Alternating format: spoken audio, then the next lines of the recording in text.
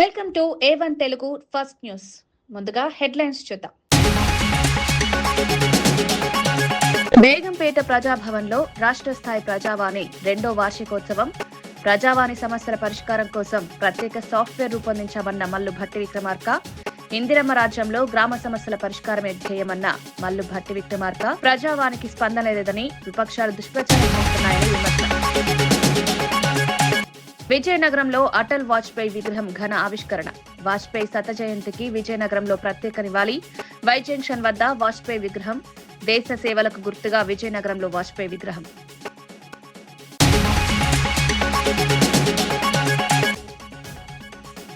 AP liquor scam నిందితుల remand పొడిగింపు.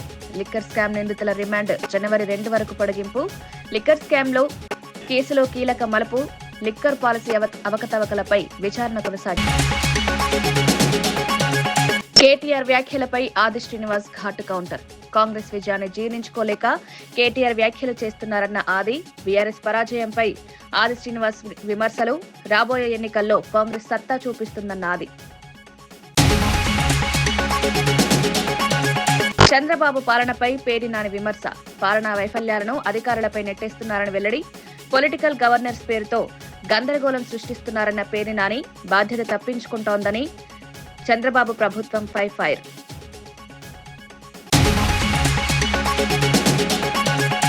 దేశ మాజీ ప్రధాని అటల్ బిహారీ వాజ్పేయి శత జయంతి సందర్భంగా విజయనగరం నుంచి విశాఖపట్నం వెళ్లే దారిలోని వై జంక్షన్ వద్ద వాజ్పేయి విగ్రహాన్ని ఘనంగా ఆవిష్కరించారు.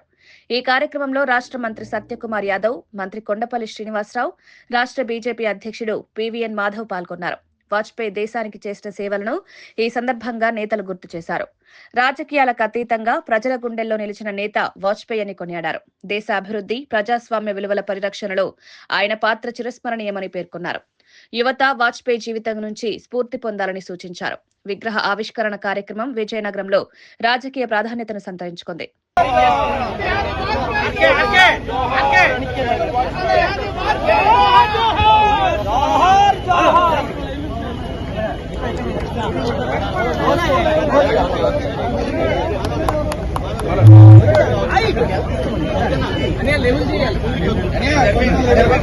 जोहार अटल बिहारी वाजपेयी, जोहार अटल बिहारी वाजपेयी, भारत माता की जय, भारत माता की जय, मातरम मातरम वंदे मातरम, जोहार अटल बिहारी वाजपेयी, जोहार अटल बिहारी वाजपेयी।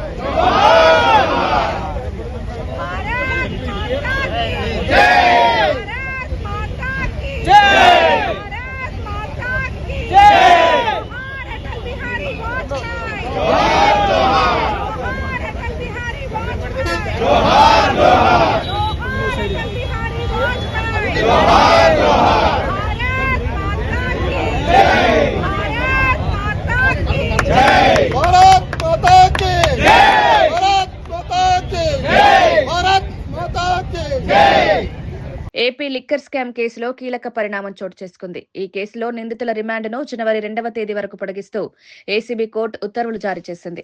రిమాండ్ పొడిగింపు ప్రక్రియ ముగిసిన అనంతరం నిందితులను విజయవాడ, గుంటూరు జైళ్లకు తరలించేందుకు అధికారులు ఏర్పాట్లు చేస్తున్నారు. కేసు దర్యాప్తు కీలక దశలో ఉన్న నేపథ్యంలో కోర్టు ఈ నిర్ణయం తీసుకుంది. స్కామ్ వెనుక ఉన్న పూర్తి నిజాలను వెలికితీసేందుకు విచారణ కొనసాగుతోందని అధికారులు తెలిపారు. ఈ కేసు రాష్ట్ర రాజకీయాల్లో తీవ్ర చర్చకు దారితీస్తోంది. లిక్కర్ పాలసీ అమలులో జరిగిన అవకతవకలపై ప్రజల్లో ఆందోళన వ్యక్తమవుతోంది. రానున్న రోజుల్లో మరిన్ని కీలక వివరాలు వెలుగులోకి వచ్చే అవకాశం ఉందని న్యాయవర్గాలు అంచనా వేస్తున్నాయి.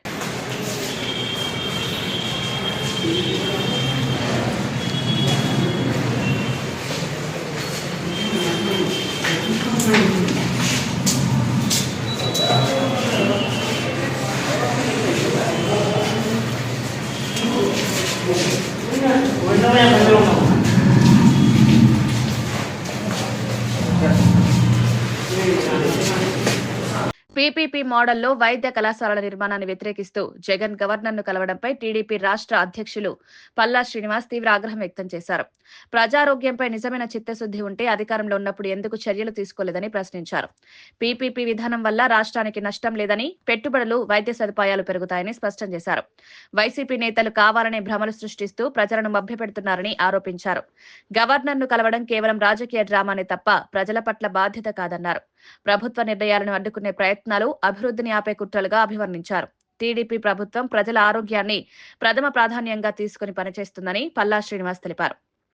ఆ రోజే గవర్నమెంట్ హాస్పిటల్లోనే అన్ని ట్రీట్మెంట్లు అందాలని చెప్పొచ్చు కదా. జగన్మోహన్ రెడ్డి గారి విషయాల్లో 2 విషయాలు మీరు గమనించాలి. లాస్ట్ టైం వఫ్స్ బిల్లో కూడా ఇక్కడ వచ్చి వఫ్స్ బిల్కి వ్యతిరేకమైన స్టేట్లో చెప్తారు, కేంద్రంలో వచ్చి వఫ్స్ బిల్కి సహకారం అందిస్తారు. ఇలాగే ఇక్కడ కూడా ఇక్కడ పీపీపీ వ్యతిరేకం అంటున్నారు, కేంద్రంలో వచ్చి వాళ్ళు సహకారం అందిస్తున్నారు. సో ఇలాంటి ద్వంద్వ వైఖరులు మానుకోవాలి. ఈ రాష్ట్రానికి సంపద సృష్టించాలంటే పెట్టుబడులు రావాలని ఆలోచన చేసి ముందుకు వస్తుంటే వాళ్ళని ఇలా భయాందోళనకు గురిచేయడం మంచి పద్ధతి కాదు. గత 5 సంవత్సరాలుగా కూడా వీళ్ళు ఈ ఒక్క ఇన్వెస్టర్ని కూడా ఉంచలే. పీపీపీ విధానంపై కోటి సంతకాల పేరుతో వైఎస్ఆర్సీపీ నేతలు కొత్త డ్రామాకు తెరలేపారని మంత్రి అచ్చెన్నాయుడు తీవ్రంగా మండిపడ్డారు. ప్రజల ప్రయోజనాల కోసమే పీపీపీ మోడల్ను ప్రభుత్వం అమలు చేస్తోందని ఆయన స్పష్టం చేశారు. పేదలకు కార్పొరేట్ స్థాయి వైద్య సేవలు అందించాలన్న ఉద్దేశంతోనే ఈ విధానం తీసుకొచ్చామని తెలిపారు. కానీ జగన్ నేతృత్వంలోని వైసీపీ కావాలనే ప్రజల్లో భయాలను సృష్టిస్తూ తప్పుడు ప్రచారం చేస్తోందని ఆరోపించారు. కోటి సంతకాల పేరిట గవర్నర్ను కలవడం రాజకీయ నాటకమే తప్ప ప్రజాస్వామ్య ఉద్యమం కాదన్నారు. పీపీపీ విధానం ప్రభుత్వంపై భారం తగ్గి సేవలు మరింత మెరుగుపడతాయని వివరించారు. వైద్య రంగాన్ని బలోపేతం చేయాలన్న ప్రభుత్వ ప్రయత్నాలను అడ్డుకోవడం ప్రజా వ్యతిరేక చర్యగా అభివర్ణించారు. అన్ని వచ్చాయి, మనకు ఎయిర్పోర్ట్స్ అన్ని వచ్చాయి, మనకు పోర్ట్స్ అన్ని వచ్చాయి. దీనివల్ల ఆర్థిక పరిస్థితి బాగుపడింది. ఈరోజు రాష్ట్రాలన్నీ అభివృద్ధి చెందాయి. ఈరోజు పీపీపీ మోడల్లో మెడికల్ కాలేజీలు తీసుకొచ్చి పేదవాడికి మేలు చేస్తుంటే చూడలేక నిన్న ఒక మాటలు మాట్లాడారు. ఎవరైనా సరే ఈ కాలేజీలు తీసుకుంటే నేను అధికారంలోకి వస్తే 2 మాసాల్లో అరెస్ట్ చేస్తామని అని ఊకతంపుడు మాటలకి ఎవ్వడూ భయపడవలసిన అవసరం లేదు. నేను ఆ పార్టీ గురించి ఎక్కువ మాట్లాడను. అది ఒక ఫేక్ పార్టీ. ఫేక్ కోటి సంతకాలని పేరుతో ఒక పెద్ద కొత్త డ్రామాకి తరలించింది. ఈరోజు మీ నాన్నగారు ఈ రాష్ట్రానికి ముఖ్యమంత్రి ఉన్నప్పుడు ఆరోగ్యశ్రీ అని తెచ్చారు, 108 అని తెచ్చారు. అది ఎందుకు మీరు ఆ రోజు పీపీపీ మోడల్లో ప్రైవేట్కి ఇచ్చారని చెప్పి నేను అడుగుతున్నాను. ఎన్ని విమర్శలు ఎవరు చేసినా సరే ఇంకొక సంవత్సరంన్నరలోనే 4 కాలేజీలు పూర్తి చేసి ఈ రాష్ట్ర ప్రజలకి జాతికి అంకితం చేస్తాం. రాజమండ్రిలో టీడీపీ కార్యకర్తలతో సమావేశమైన మంత్రి నారా లోకేష్ కీలక వ్యాఖ్యలు చేశారు. కార్యకర్తలే పార్టీకి అసలైన అధినేతలని ఆయన స్పష్టం చేశారు. నాయకులు వస్తారు, వెళ్తారు, కానీ పార్టీకి నిజమైన యజమానులు కార్యకర్తలే అన్నారు. టీడీపీ నిలబెట్టింది, ముందుకు నడిపింది కార్యకర్తలే అని లోకేష్ కొనియాడారు. ప్రతి కార్యకర్తకు పార్టీ అండగా ఉంటుందని భరోసా ఇచ్చారు. కష్టకాలంలో పార్టీ కోసం నిలబడిన కార్యకర్తలను ఎప్పటికీ మర్చిపోమన్నారు. రాబోయే ఎన్నికల్లో పార్టీ విజయానికి కార్యకర్తలే కీలకమన్నారు. గ్రామ స్థాయి నుంచి రాష్ట్ర స్థాయి వరకు కార్యకర్తల కృషితోనే టీడీపీ బలోపేతం అవుతుందని వివరించారు. ఈ సమావేశం పార్టీ శ్రేణుల్లో ఉత్సాహాన్ని నింపింది. కొంతమంది నాయకులు వస్తారు, వెళ్తారు, కానీ కార్యకర్తలే తెలుగుదేశం పార్టీకి సొంతం. 2019 నుంచి 24 మధ్య మనం చూసాం. ఒక అంజిరెడ్డి తాతను చూసాం. ఆయన బీఫామ్ లాక్కోవాలని ఎవరన్నా ప్రయత్నిస్తే తొడగొట్టి మీసాలు తిప్పి రా బిడ్డ రా అని చెప్పినాడు. మంజులమ్మని చూసాం. పల్నాడులో ఏకంగా ఆమె బూత్లో గట్టిగా ఉందని ఆమె పైన దాడి చేస్తే రక్తం కారుతున్నా కూడా బూత్ వదలకుండా చివరి ఓటు పడి మన బాక్స్ని సీల్ చేసే వరకు కదలకుండా నిలబడింది. తోట చంద్రాయని కూడా చూసాం. కత్తి తీసుకుని మెడ పైన పెట్టి ఒక్కసారి వాళ్ళ నాయకుడికి పార్టీకి జై జై కొట్టమంటే జై తెలుగుదేశం, జై చంద్రబాబు నాయుడు అని ప్రాణాలు కోల్పోయాడు చంద్రయ్య. కేటీఆర్ సవాల్ కు ప్రభుత్వ విప్ ఆది శ్రీనివాస్ ఘాటుగా స్పందించారు. సీఎం రేవంత్ రెడ్డి దెబ్బకు కేటీఆర్ మైండ్ బ్లాంక్ అయిందని, అర్థం లేని వ్యాఖ్యలు చేస్తున్నారని విమర్శించారు. అసెంబ్లీ ఎన్నికల్లో కాంగ్రెస్ విజయం అందరికీ తెలుసని గుర్తు చేశారు. సర్పంచ్ ఎన్నికల ఫలితాలు వచ్చినా 48 గంటల్లోనే బీఆర్ఎస్ కు ఘోర పరాజయం ఎదురైందన్నారు. కేటీఆర్ ఈర్ష్య, ద్వేషంతో మాట్లాడుతున్నారని ఆరోపించారు. సీనియర్ నాయకులపై అవాక్కులు పేలడం సరికాదని హితవు పలికారు. రానున్న జడ్పీటీసీ, ఎంపీటీసీ, మున్సిపల్ ఎన్నికల్లో కూడా కాంగ్రెస్ సత్తా చాటుతుందని ధీమా వ్యక్తం చేశారు. ప్రజలు కాంగ్రెస్ పాలనకు మద్దతుగా నిలిచారని ఆది శ్రీనివాస్ స్పష్టం చేశారు. స్టేషన్లో ఏమేమి మాట్లాడుతున్నావు ఈ 2 సంవత్సరాల ప్రజలంతా కూడా గమనిస్తున్న వేళ ప్రతిపక్షానికి కూడా ప్రతిపక్ష స్థానానికి కూడా పరిమితం చేసిన ఆ స్థానాన్ని కూడా న్యాయం చేయలేనటువంటి మిమ్మల్ని ప్రజలు ఇసడించుకుంటున్న వేళ వచ్చిన ప్రతి ఎన్నికల్లో కూడా మీకు తలబొబ్బి కొట్టేలా ఫలితాలు వచ్చి మా ముఖ్యమంత్రి రేవంత్ రెడ్డి గారు కాంగ్రెస్ పార్టీ నాయకుల కార్యకర్తల దమ్ము చూపిస్తున్నా మీకు కనిపిస్తలేదా అని అడుగుతా ఉన్నా. పార్లమెంట్ ఎన్నికల్లో మీరు 0 పరిమితం అయిపోయారు. తర్వాత కంటోన్మెంట్ ఉప ఎన్నికల్లో మీరు 3వ స్థానానికి పరిమితమైన రోడ్డున్నా ఇంకా దమ్ము గురించి మాట్లాడుతున్నారా? సరిగ్గా 2 మాసాల క్రితం మీరు జబ్బలు చెరుసుకొని జూబ్లీహిల్స్ లో గెలుస్తామని గొప్పలు చెప్పి ఈ ప్రభుత్వం పడిపోతుందని చెప్పి పగటికల కంటే ఏం జరిగింది ఆ ఎన్నికల్లో? ఘోరంగా ఓటమి. మీ పార్టీ మీరు కాదా అని అడుగుతున్నా. ఇంకా దమ్ము గురించి మాట్లాడుతున్నా చెప్పంటున్నా. పంచాయత్ ఎన్నికలు జరిగి 48 గంటలు కాలే 25% తెలంగాణలో పరిమితమైన మీరు ఈ పంచాయత్ ఎన్నికల్లో ఈడ్చి కొట్టినా ఇంకా దమ్ము ధైర్యం గురించి మాట్లాడేటువంటి మాటలేనని అడుగుతా ఉన్నా. పిల్లక్కాకి ఏం తెలుసు ఉండేలు దెబ్బ అన్నట్టుగా ఈరోజు మీరు ఏదేదో ఊహల పల్లెకిల్లోకి వెళ్లి మాట్లాడుతున్నట్టు ఉంది తప్ప ఈ దమ్ము ధైర్యం మాట వాస్తవానికి మీ ఆత్మను పరిశీలించుకుంటూ కూడా రేవంత్ రెడ్డి గారు ముఖ్యమంత్రిగా పదవి స్వీకరించిన తర్వాత ప్రజా బాహుళ్యంలోకి పరిపాలన ద్వారా చొచ్చుకొని పోయి వచ్చిన ప్రతి ఎన్నికల్లో ఓట్ల శాతం పెంచుకుంటూ పోతుంటే బెంబేలెత్తిపోయి మళ్లీ రాబో ఎన్నికల్లో గెలుస్తామని చెప్పిన ఉత్తర కుమార ప్రగల్భాలు పలకడమే తప్ప మరోటి కాదనే మాట ఈ సందర్భంగా చెబుతూ ఆగండి 4 రోజులు స్థానిక సంస్థల ఎన్నికల్లో ఎంపీటీ జడ్పీటీసీ వస్తే మీ పార్టీ పరిస్థితి మీకే అర్థమయ్యే విధంగా ఆనాడు కూడా కాంగ్రెస్ పార్టీ విధానాలు ప్రజా బాహుళ్యంలోకి చొచ్చుకుపోయినటువంటి ఫలితం మరోసారి మీరు చూస్తారు. ఆనాడు కూడా రేవంత్ రెడ్డి గారి దెబ్బ, కాంగ్రెస్ పార్టీ దెబ్బ, మా కార్యకర్తల బలం మీకు ఆ ఎన్నికలు కూడా త్వరలోనే తెలిసేటువంటి అవకాశం కూడా మీకు కళ్ళ ముందు ఉంది. మీరు ప్రతి సందర్భంలో కూడా ఈర్ష్యా ద్వేషాలతో మాట్లాడేటువంటి మాటలు తప్ప మరొకటి కాదు. ఈరోజు సత్య హరిశ్చంద్రుడికి వారసుడిలాగా మాట్లాడుతున్నారు. ఎమ్మెల్యేలకు సంబంధించిన అంశంలో స్పీకర్ గారు ఒక నిర్ణయం తీసుకున్న తదుపరి కూడా ఈరోజు మాట్లాడేటువంటి మాటలు ప్రజలలోకి ఏ విధంగా వెళ్తుందని చెప్పని ఒకసారి గమనించుకోమని కోరుతా ఉన్నాం.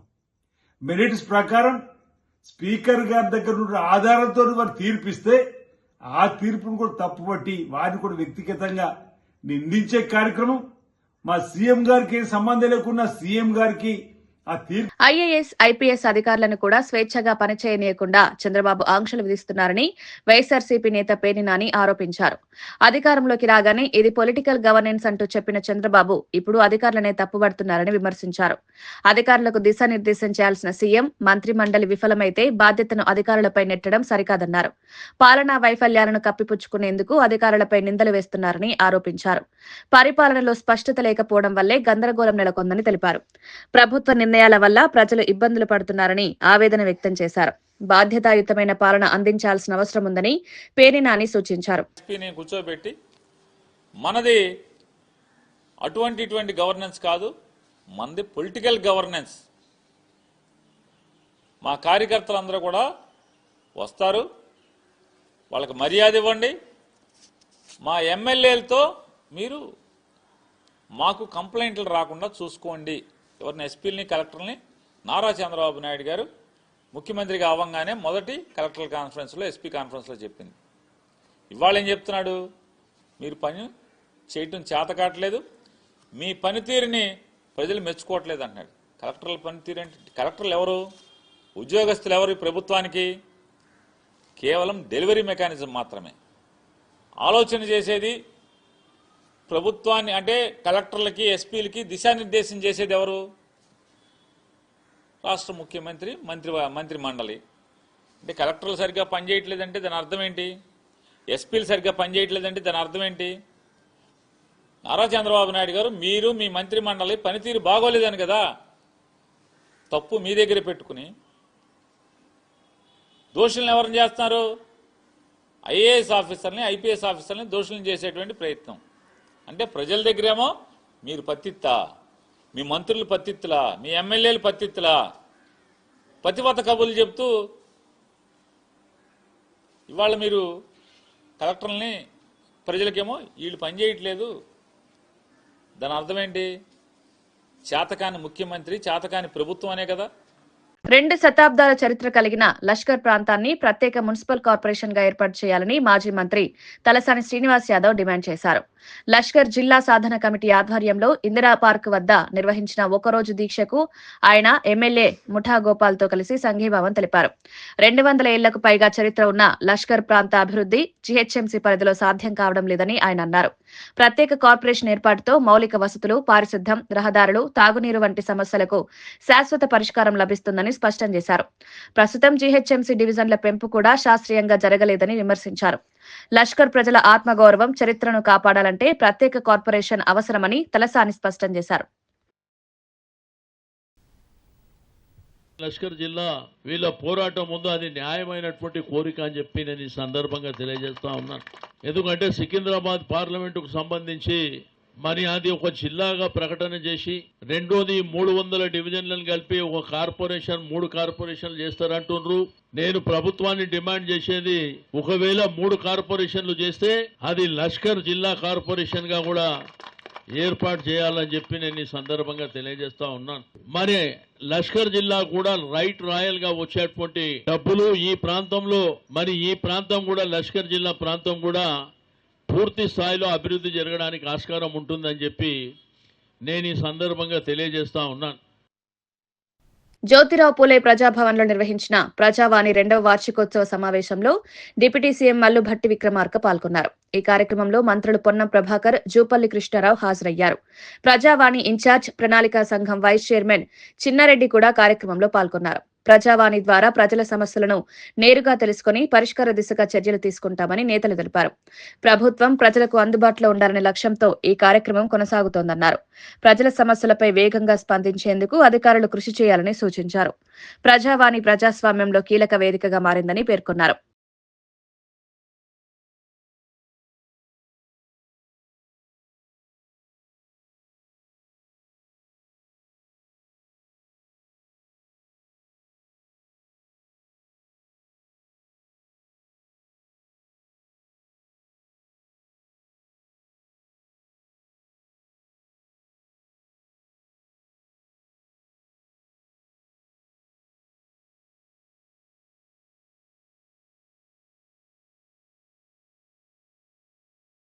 తన పాలనలోని వైఫల్యాలను కప్పిపుచ్చుకునేందుకే సీఎం రేవంత్ రెడ్డి బీఆర్ఎస్ పై దుర్భాషలాడుతున్నారని మాజీ మంత్రి సింగిరెడ్డి ఆరోపించారు. బీఆర్ఎస్ ఉనికిలో లేదంటూనే అదే పార్టీని రోజు విమర్శించడం రేవంత్ అస్థిరతను చూపుతోందన్నారు.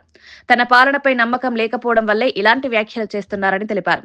ప్రజలకు ఇచ్చిన హామీలు అమలు చేయడంలో ప్రభుత్వం విఫలమైందని విమర్శించారు. పాలనలో లోపాలను దాచేందుకు ప్రతిపక్షాన్ని లక్ష్యంగా చేసుకోవడం సరికాదన్నారు. ప్రజలు అన్నింటినీ గమనిస్తున్నారని, తగిన సమయంలో తీర్పిస్తారని హెచ్చరించారు. రాజకీయ విమర్శల కంటే పాలనపై దృష్టి పెట్టాలని సింగిరెడ్డి సూచించారు. ఇప్పుడు కూడా కేసీఆర్ చెప్పలేదు ప్రెస్ మీట్ పెట్టి మాకు ఇంతమంది సర్పంచులు గెలిచిందని, అటువంటి ప్రస్తావనే రాలే. పార్టీ సింబల్ మీద జిల్లా పరిషత్తులు గెలిస్తే అది చెప్పినారు, మొత్తం జిల్లా పరిషత్తులు వచ్చినాయని. మీ విశ్లేషణ మీది, మీరు అట్లే చెప్పదలుచుకుని చెప్పుకోండి. ఓ దిక్కు బీఆర్ఎస్ యాడ్ ఉంది, కేసీఆర్ను మేము రిటైర్ చేసినాం, ఆయన రిటైర్ అయిపోయాడు. నీ దృష్టిలో లేని పార్టీ గురించి, ఉనికిలో లేదనుకునేటువంటి పార్టీ గురించి నిత్యం అదే నామస్మరణం ఎందుకు చేస్తున్నావు? దాన్ని బట్టే తెలుస్తుంది కదా నిత్యం నీకు ఉండేటువంటి భుగులే ఇది అని. నీకు నిజంగానే ప్రజాశక్తి మీద బలం ఉంటే, నీ ప్రభుత్వం చేస్తున్నటువంటి అభివృద్ధి సంక్షేమం మీదనే నీకు బలం ఉంటే, నమ్మకం ఉంటే, ఇతరుల గురించి మాట్లాడే అవసరమే లేదు. నీకు నీ శక్తినే నువ్వు ప్రదర్శించుకుంటే సరిపోతుంది. ఇతరుల గురించి మాట్లాడుతున్నావు అంటేనే నువ్వు అశక్తుడవనో, నీ ప్రభుత్వం అశక్తతో ఉందనో, లేకుంటే మీ చేతగాంతనం బయటపడకుండా ఎప్పటికప్పుడు కప్పించుకునేందుకు మాట్లాడుతున్నారో అర్థం చేసుకోవాల్సి వస్తుంది. ఒకరిని అనే ముందు ఇంకో రాజకీయ పార్టీ యొక్క పర్ఫార్మెన్స్ గురించి నీకు ఎందుకే బాబు? నీ పార్టీ ఎంత గొప్ప చేస్తుందో నువ్వు చెప్పుకో, నీ ప్రభుత్వం ఎంత గొప్ప చేస్తుందో నువ్వు చెప్పుకో. మేము ఎప్పుడన్నా అన్నామా సోనియా గాంధీ గారు అనారోగ్యంతో ఉన్నారు కాబట్టి ఆమె ప్రజాక్షేత్రంలో దిగుతలేదు, వివిధ రాష్ట్రాలలో ఎన్నికలైతే ఆమె జాతీయ స్థాయి నాయకురాలే, పార్టీ ఆమె తిరుగుతలేదు మేము ఎప్పుడన్నా అన్నామా? అది మా సంస్కారం కాదే.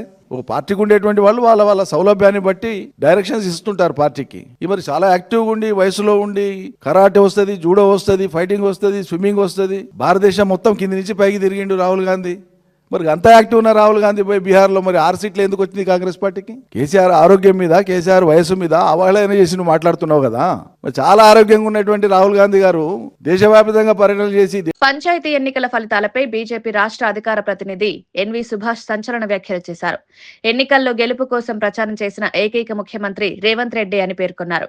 అయినప్పటికీ కాంగ్రెస్ కు చెప్పుకోదగ్గ ఫలితాలు రాలేదని విమర్శించారు. బీఆర్ఎస్ 8,000 స్థానాల నుంచి 2,000 స్థానాలకు పడిపోయిందని తెలిపారు. అదే సమయంలో బీజేపీ 163 సర్పంచ్ స్థానాల నుంచి 1000కి పైగా స్థానాలు సాధించి 514% వృద్ధి నమోదు చేసిందన్నారు. ఇది ప్రజల్లో బీజేపీపై పెరుగుతున్న నమ్మకానికి నిదర్శనమని పేర్కొన్నారు. రానున్న ఎన్నికల్లో బీజేపీ మరింత బలంగా నిలుస్తుందని ధీమా వ్యక్తం చేశారు.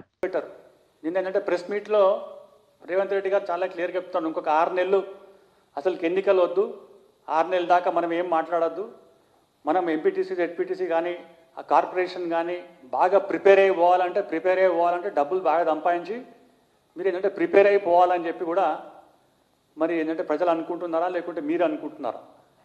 మీకు 12,728 స్థానాలు కనుక ఎన్నికల్లో కనుక పోటీ చేసి మీరే కనుక ఒక 90% కనుక వస్తే మీరు ఈ మాట అనొచ్చు. కానీ ఇవాళ 50% కూడా రాలే మీకు. అంటే ఇదొక పొలిటికల్ రెఫరెండం. కాంగ్రెస్ పార్టీకి ఇచ్చిన 6 గ్యారెంటీలు 400 ప్రామిసెస్ ఏవైతే ఉన్నాయో అవి ప్రజలు మొత్తం తిరస్కరించినారు.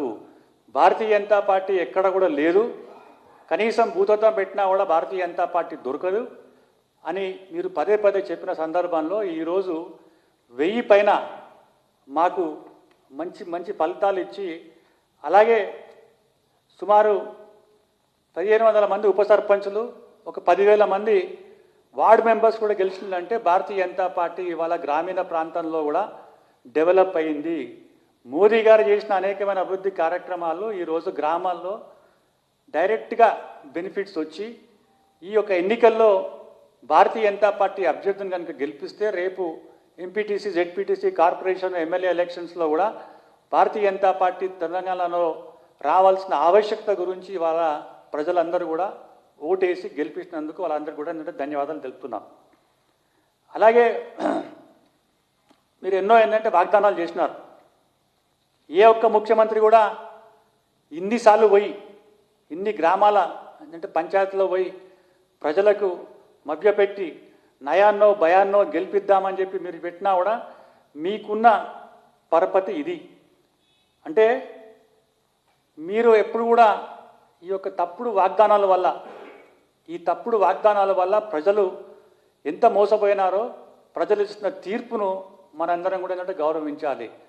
2028లో ఎన్నికలు జరగాల్సిన ఎన్నికల్లో మీరు ఈ యొక్క ఎన్నికల్లో వచ్చిన మార్పును, చేర్పును, గెలుపును మరి వాపు చూసి ఏంటంటే బల్బ్ అనుకుంటున్నారా, మరి పక్కన ఉన్న వాళ్ళు మీకు ఏంటంటే రాంగ్ ఫీడింగ్ ఇస్తున్నారా తెలియదు. కానీ ఇదే కనుక స్పిరిట్ ఉంటే ఈ 10 మంది ఎమ్మెల్యేలు ఎవరైతే ఉన్నారో వాళ్ళు ఎందుకు ఏంటంటే గోల్ VBGRAMG బిల్లును కాంగ్రెస్ వ్యతిరేకించడం వెనుక ద్వంద్వ వైఖరి ఉందని బీజేపీ తెలంగాణ అధ్యక్షుడు రామచంద్రరావు అన్నారు. బీజేపీ ఎప్పుడూ గాంధీకి వ్యతిరేకం కాదని పథకం పరిధిని పెంచిందన్నారు. పథకం పేరులో రామ్ అనే పదం ఉండడమే కాంగ్రెస్ వ్యతిరేకతకు కారణమని విమర్శించారు.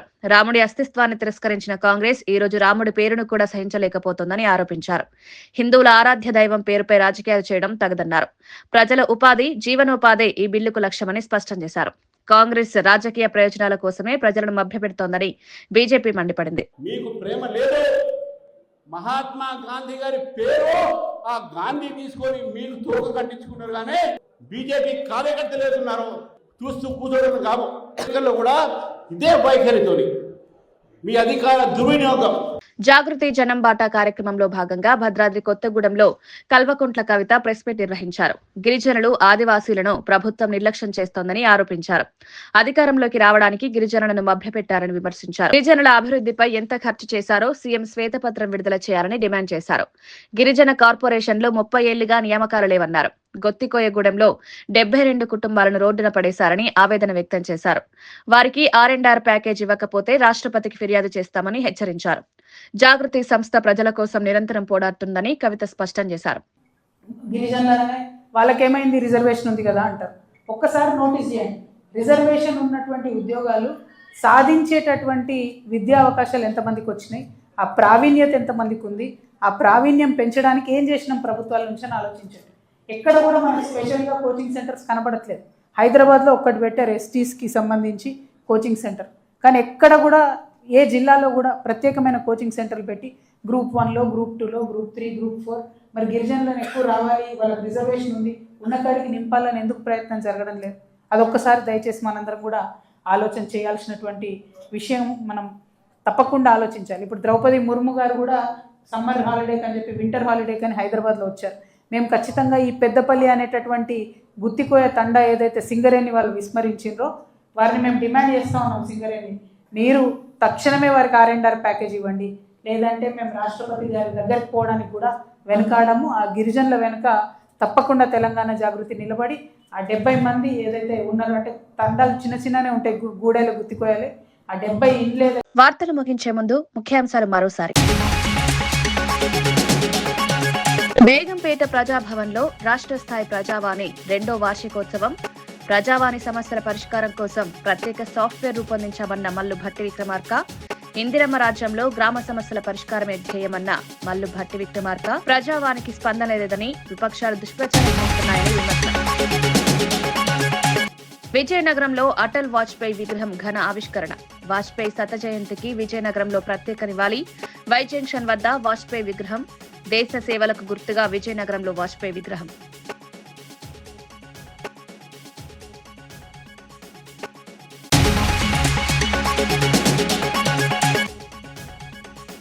ఏపీ లిక్కర్ స్కామ్ నిందితుల రిమాండ్ పొడిగింపు.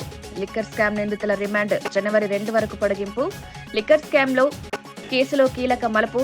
లిక్కర్ పాలసీ అవకతవకలపై విచారణ కొనసాగింపు.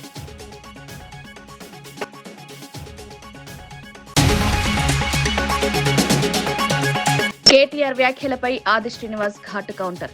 కాంగ్రెస్ విజయాన్ని జీర్ణించుకోలేక కేటీఆర్ వ్యాఖ్యలు చేస్తున్నారన్న ఆది. బీఆర్ఎస్ పరాజయంపై ఆది శ్రీనివాస్ విమర్శలు. రాబోయే ఎన్నికల్లో కాంగ్రెస్ సత్తా చూపిస్తుందన్న ఆది. చంద్రబాబు పాలనపై పేర్ని నాని విమర్శ. పాలనా వైఫల్యాలను అధికారులపై నెట్టేస్తున్నారని వెల్లడి.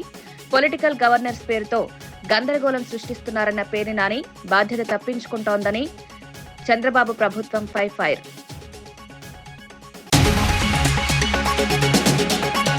ఇవి ఈనాటి వార్తా విశేషాలు. మరో బులెటిన్లో మళ్ళీ కలుద్దాం. నమస్కారం.